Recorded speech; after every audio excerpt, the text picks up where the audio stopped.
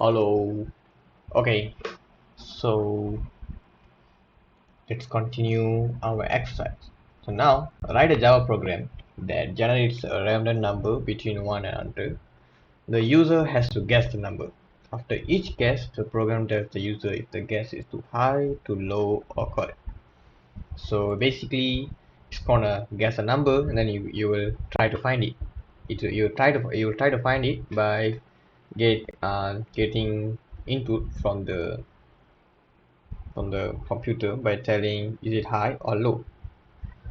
Okay, so I already created the scanner class to get the input from the user, and then I created the random class to generate the random number. Actually, not class, a random object and scanner object. And then now I'm just gonna guess a number. So I'm gonna put 100 here. It's gonna check. Now it's gonna generate a number from 0 to 99. And by adding 1, it's gonna generate from 1 to 100.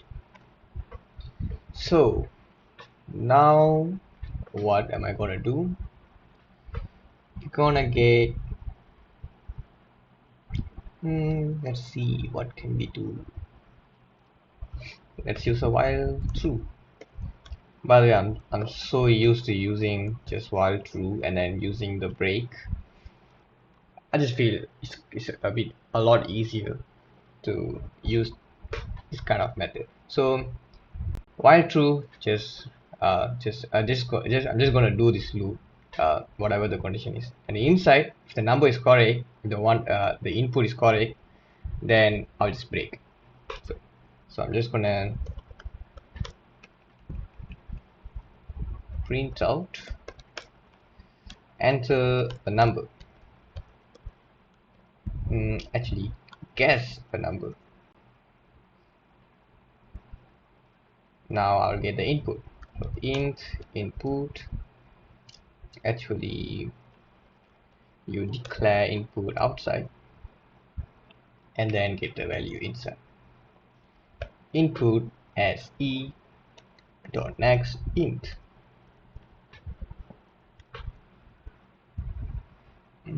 What's wrong here? Oops.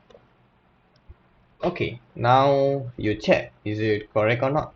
If input is same as number,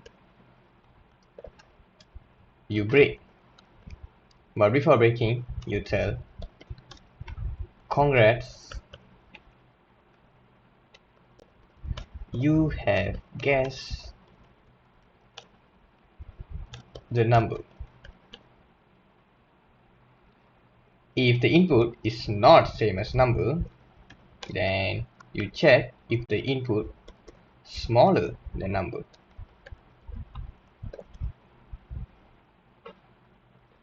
If it's yes, then you'll print your number is if the input is smaller than a number, then your input and then your number is too low. Else print your number is too high, and then it will repeat the loop, and then it will ask you to guess a number again, and then you give the input and then you check if it's correct, you break, otherwise it will tell is it high or low. So let's try to play this strategically. Okay, let's try to run it. Guess a number. Okay, first we got 1 to 100, right? So we're gonna guess the half. Let's say 50. The number is too low, that means it will be above 50, right? So now it's 50 to 100.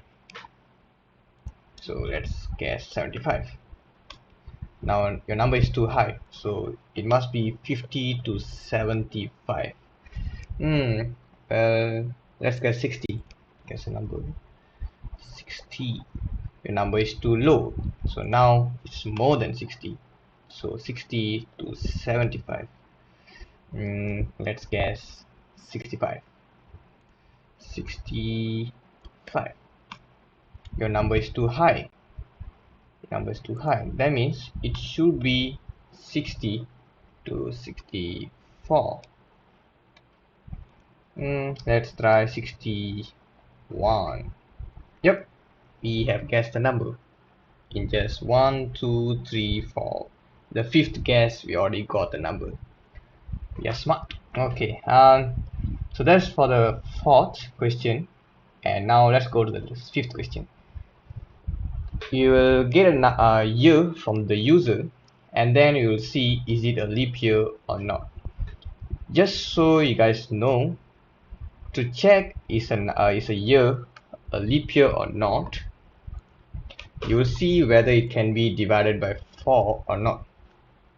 But as a catch, let's say you get 2100, right? And it can be divided by 4, if I'm not wrong. Wait. Let's see if 2100 can be divided by 4.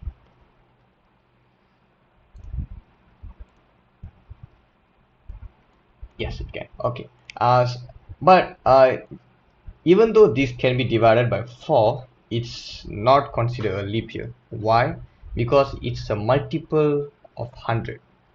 So what does that mean is, to be a leap year, you must be must be able to divide it by 4. So it can be divided by 4, but can't be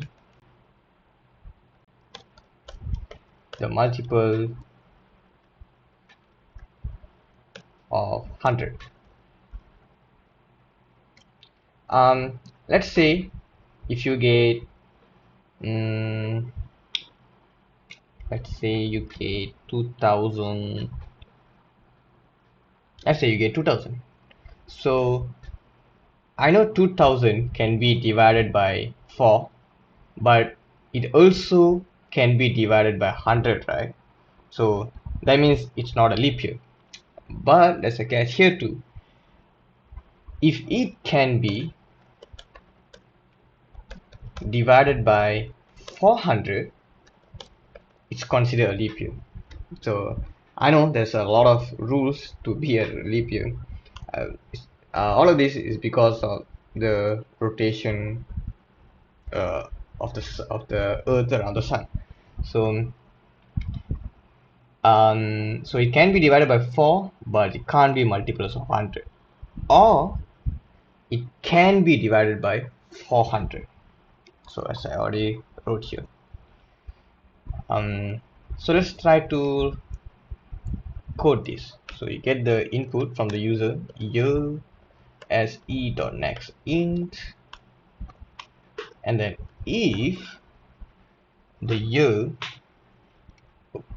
actually let's give a prompt, enter a year of your choice. Okay, now if year can be divided by 4